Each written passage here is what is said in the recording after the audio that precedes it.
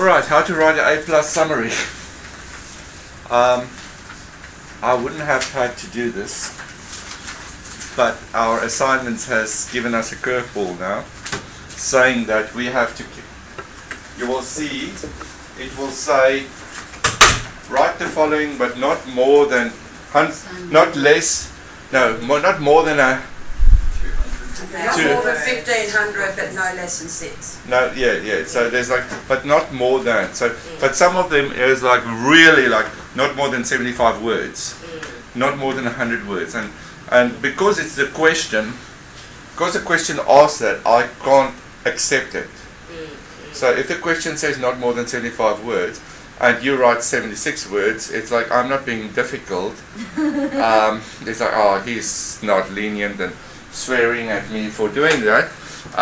That is just what the question says. Okay, so there's a reason for that. So I don't know if in the past I thought students just blabber on, but now they want you to actually summarize. Now they want you actually to take the important stuff out, which is also great. Some of you want to go to uni after you've got your diploma, and this is preparation for that too, because we need to summarize. At uni, when I mark assignments, it's like, if it says 1,500 words, after 1,500 words you actually draw a line. And if the answer is not in the first 1,500 words, then the student can fail. So this is sort of just a preparation. So I do count the words, and as some of you have already realized that some of you have already got sons back saying that question says 60 words and you've given me 80 words or so. So if it says 76 words, I'll obviously not be an ogre and say no, but just to know if you go one, yeah, just remember also that the references don't count. So don't write your piece and then on the bottom you've got like 4 or 5 references and say, oh great, these references make up my 1,000 words or my whatever words. They don't count. So I actually just highlight up to where your writing stops, and I look at the word count that it says up to there. Okay, so that's why it's important to actually, number one, read your question. Make sure that you actually understand what your question says and also what the question asks. Did you also say if you write word for word in the quotation, that doesn't count either?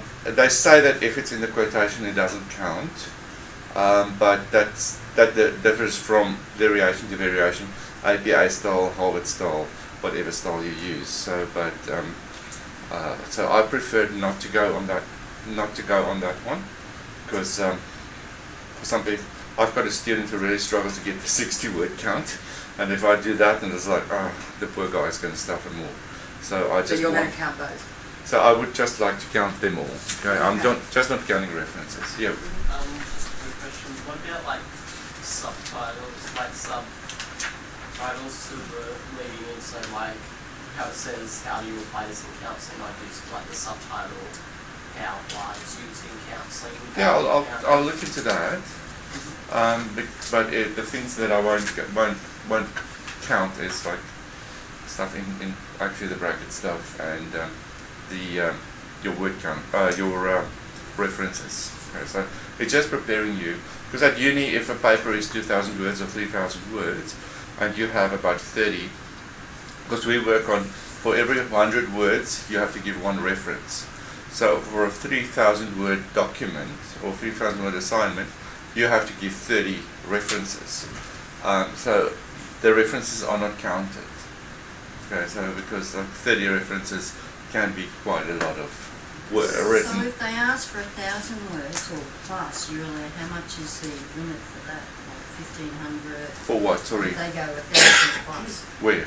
Not less than 1,000. Where, uni? In one of our assessments. It does say. It doesn't have a quota right for So if it says more than 1,000 words, more than 1,000 words. Yeah, but this says not less than 1,000. Okay, so it's 1,000 plus words. So that's still more, but it's Yeah, just... it must just be more than 1,000 words. Just read your question. Read your question, because that's one thing that a lot of students don't do, is read the questions. Read the question, what they say, what they want. And this is just a new your curveball, which is a great curveball because it actually will force you to read your question. Okay, so when we start to look at how to write a good summary, the first thing we'll do is, why is summarizing important? Summarizing teaches students how to discern the most important ideas in a text. Right, so I just want to stop at that one. That will tell you to discern the most important ideas. And this is actually what they want to achieve with you, is it's actually that you read your text and you find the most important part and put that down. It's easy to write 1,000 words. It is easy. Yeah. Because you can just blabber on. But in that 1,000 words, maybe just 10% of that is actually what answering the question. So what they want to do in this exercise is actually get you to look at the most important parts of the text. How to ignore irrelevant information and how to integrate the central ideas in a meaningful way. Irrelevant information is information that doesn't really mean anything. I went to the shops today to buy some bread. Okay, what was the important thing in that sentence? Buying the bread. Buying the bread. Okay. I went to the shops today in a taxi to buy some bread. It's still the most important thing in my sentence was buy bread. Okay, not how I got there. Is that also, so the summarizing is also stopping us from writing the same thing in different words that we believe is something else, it's just something Same else. thing in different words, or writing a lot of nonsense. Because sometimes a lot of stuff we add is actually nonsense. Okay? Because we write like, I went to the shops to buy, okay, John went to the shops to buy some bread. Because his mother said, we don't have any bread. Okay? It's like, all I wanted to know is, what did John do at the shop? He went to the shop to buy bread. Yeah. Okay, so it's just, the main thing about this is to get the irrelevant stuff out of the way. And to know that you actually, and the other thing is, if you write a lot of stuff, sometimes you don't even read what you write. No. It's like, oh cool, there's a lot of stuff, just write it, it'll give me 1,000 words. But when you actually have to read it and decide what is the most important part of the text, you actually read the information. And then you put the right information which actually goes in, and which is actually part of your learning process, is actually to memorize. Because you now memorize and you know, okay, so the most important stuff, like what Skinner did was, oh, Skinner did this. Oh, Pavlov, we all know Pavlov and the dog, but we don't know the whole process. But the stuff that won't be important to us is like, Pavlov went to the RSPCA and he found a dog. The first dog bit him, so he took the dog back. He bought another dog. That's absolutely irrelevant to what Pavlov did. So that can also work with when you're reading. Yeah. Because I write everything. Yeah. I summarise what I write. So when you write, that's also important. That's also a good idea to do, is actually read with a highlighter. Okay, and highlight the important stuff. But please don't highlight the whole sentence, the whole thing. Yeah. Because some people's books, including mine, look like a coloring book. Because I was like, everything is important. But no, not everything is important. So the key words. The key words, the key sentences, the key phrases, the key ideas. And that's what we want. When it says, write CBT, whatever, explain CBT in 100 words. Yeah. It's like, what is CBT? Main things about CBT. So basically when we're going through our information, we're trying to find dot points which we can restructure Basically dot points. Basically dot points telling me, and in that one, that sort of stuff, you can actually just do dot points. Okay. If it says write a paragraph, then you have to write a paragraph. But it says, if it says write a paragraph, discuss, you write that. But if it says just name or give, then it's dot points. So, for example, I'm doing behaviourism at the moment, when you were just talking about Pavlov and that, it'd be that you just give a paragraph that he did it with the dogs to do its life, but then you'd move on to really what classical conditioning really is. Yeah, but do we really need the information about the dogs? So I still need it, Is it relevant to the question? No, because they did other things to cover animals. So is that relevant to your question? That's it, it's not my dog just talking. That's pretty much the same with Bowlby with the howler monkeys and stuff like that, it's not really relevant to what his findings were. So if you want to discuss Bowlby, you basically discuss his findings. Yeah. And the techniques and what we learned from him. Yeah. You don't always have to. If it says discuss the process how Bowlby came up with the theory, or then you use those stuff. But when it says the principles, keys, concepts. Then you just give that. You just give the principles, the keys, the concepts. So is it better to follow what you got in your assessments? You got all the different things that's required. You follow them and you put the key points on what they're asking. So you read your question. What about like when you're doing 1,000 words and all of that? Well, then still, you need to make sure that you also give me important stuff in 1,000 words. That is in. Obviously, if they ask a question and they say 1,000 words, there's obviously much more information than 1,000 words of information. So you must still make sure that it's relevant information. Okay. So you can, if you write 500, like let's say, okay, we work a bit different. We give you a successful or unsuccessful. In a uni exercise, if it's 1,000 words, okay, and you write 1,000 words, which is what the question asks, but only 30% of your answer, let's say 300 words, is relevant. You might fail that assignment because you gave the 1,000 words, but only 30% answered the question. So how much out of the 1,000 words must be relevant? Well, as much as possible. Okay. As much as possible. And you're allowed pinpoint, you said. Unless it says discuss or describe, then it's sentences. But it says if it just says name or list, it's just pinpoints. Or tell us. Yeah. What about pictures in it? What do you mean? Diagrams. Well, you can do diagrams if you can. Another thing, if you're listing like the concepts, if you're doing different, could you do dot points there, like say this is one concept, this is another? Yeah. Then explore maybe further in another. Yeah, as long as you stay within your word count and as long as it's relevant. Okay. Right, so you get that, okay? And see, that improves the memory of what's read, so that's why you memorize.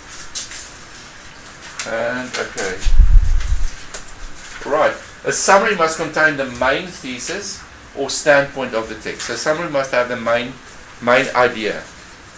Right, then restate in your own words. To do this, first find the thesis statement in the original text. So you first read your original text and you first find they talk about the thesis statement or the main statement which you are looking for, and then you write that over in your own words. Okay. What can you do, as I said, you found one that was put it in there and then write it underneath your own words sort of thing? Why do you want to do that and your own words and you have more words? I did the opening with that, doing a summary of what it was, but through a psychologist's dictionary. Yeah, but then you just say, according to the dictionary, the definition according to the dictionary is this. Okay, so I'm going to change it. Sorry? I'm going to change it. Yes. I think you must name the dictionary in that. I did. Okay, alright. Summary is written in your own words. Okay, own words. I know some of our stuff cannot be in your own words. Some of this stuff in CBT, PCT, whatever, some of the theories, some of the therapies are not in your own words. But most of the stuff you can do in your own words. You can change words around. You can make the me and I or the whatever. Okay? In uni, we don't use the word I. You use the writer, the author. You're always writing in third person. But for these questions, you can still write in first person. That's like looking up synonyms of the words that you can try and get. Yeah. Just don't be too clever and give me a synonym that doesn't make sense at all. Alright? And also check on your spelling. Okay, make sure that if you write weather, you talk about weather and not weather outside. Right? Check your spelling. I once had one lady that says that at this point in the counselling discussion, I will ask her whether she wants to come back. And my comment on her was a bit sarcastic and says, why on earth do you want to discuss the weather at this point of the conversation? So just make sure that your spelling, I'm not really that on spelling, but sometimes spelling can change the whole sentence. If you spell it wrong, but but it's not a wrong spelled word. It actually, and that's the problem with spell check. It sometimes changes words around without us Should you knowing. get someone to check your work? Then? If you have the time, yeah, it might be a good idea. Don't ask me to check your work. I hate. No, but I mean just anyone that Yeah, just to check for your spelling and your grammar. So you can do that. You can do that, or read it, or you can just read it once through. If you read your work once again afterwards, you'll make sure that there will not be incompletes. Especially the last two questions is normally an incomplete. If I mark people's stuff incomplete, because they forget about the last two questions. I don't know how it happens, but a summary is always shorter than the original text, often about a third as long as the original. It is the ultimate fat-free writing. An article or paper may be summarized in a few sentences or a couple of paragraphs. A book may be summarized in an article or a short paper. A very large book may be summarized in a smaller book. So it's a third. So basically, okay, I'm talking about an article. So if you've got, so basically what they say is, if you summarize something, we're talking about summaries now, we're not talking about writing smaller. A summary is normally a third. So if you get a uni assignment that says summarize the work of Pavlov, then let's say Pavlov, the book that you use is the size of a thick book. So a summary of that will be a small book. So a third. So if you read an article which is, let's say, 3,000 words, summary of that will be a 1,000-word article. So summarizing is your viewpoint. It's in your own words. In your own words. Summary in your own words, but it's about a third of the original text. And again, in that summary of your, it must still make sense. Yeah. So don't summarize stuff which are not important, like he painted his house blue during this process. Rather tell us what Pavlov did instead of telling us what color his house was. Okay? So that doesn't make sense, or that makes sense, but it's got no influence. So the marker will like, she is not giving me any facts. Yeah. So make sure that it's important info that you give us. Right. A summary should contain all the major points of the original text. So the major points of the important stuff of the original text must be in the summary, and you should ignore the fine details, like he lived in Smith Street, number 10, the blue house. The important information is Smith Street, number 10. We don't care that the house was blue. Just a quick. Oh wait, don't worry. Okay. I think I just covered it there. Oh, you answered fine. Okay. The backbone of any summary is formed by crucial details, key names, dates, events, words, and numbers. A summary must never rely on vague Generalities. Thank you. On vague general. That word. Yes. So if it's like just like sort of in a sort of kind of way sort of stuff, it must be facts. Names, places, events, specific words, elements. He died in 1952 in a car accident because he drove a Ford. Okay. Don't have Ford in the car accident, do we? Or the car accident? You can mention the car accident, but if you're writing a report on deaths caused by Fords, that's important. But if you write an event on a person and said when he died, you don't really need, you can just say he died in a motor accident. So it depends on what sort of script you use and for what reason you write that script. So if you quote anything from the original text, even an unusual word or catchy phrase, you need to put whatever you quote in quotation marks. Okay. So, but I say I'm still counting the words, but put it in. If you can't change it, put it in quotation marks. So if you can't change, let's say direct words, Bilby said, "Oh, I've done it." Okay. Then it's like, Well, his real words you got it. yeah, Bilby said, after his discovery, Bilby said, "Oh, I've done it." That in quotation marks. Okay, so the guy's words or stuff you use direct. If you quote something directly, you do that, but don't quote directly the whole paragraph, because that's also not really, that's being lazy, and that might cost you dearly. You're hinting at me there, aren't you? Okay. Summary must contain only the ideas of the original text. Must contain only the ideas of the original text. Do not insert any of your own opinions, interpretations, deductions, or comments into the summary. Don't say Pavlov did the exercise on dogs, comma, because I think he didn't like cats, comma, continue on. Okay? That's your own idea. Do not add your own stuff. But it says a summary must contain only the ideas. Yeah. But you must not add your own interpretations or comments. So if you think like Pavlov didn't like dogs, so that's why he did it on didn't like cats, so that's why he did it with dogs. Yeah. You don't want our point of view. That's your idea, and we don't really care.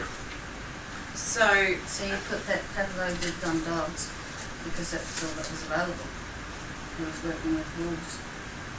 So that's so you just don't put your own comments you don't or. say he was working with dogs because he didn't. But like you cats. could use the opinions or interpretation of who you're writing on's views of like where they got their original concept Their from. stuff, not Their your stuff. stuff. Yeah. So their stuff, if you can quote them, so you can say Edison decided to use this to try his first light bulb, according to Smith in Edison's works, comma, whatever.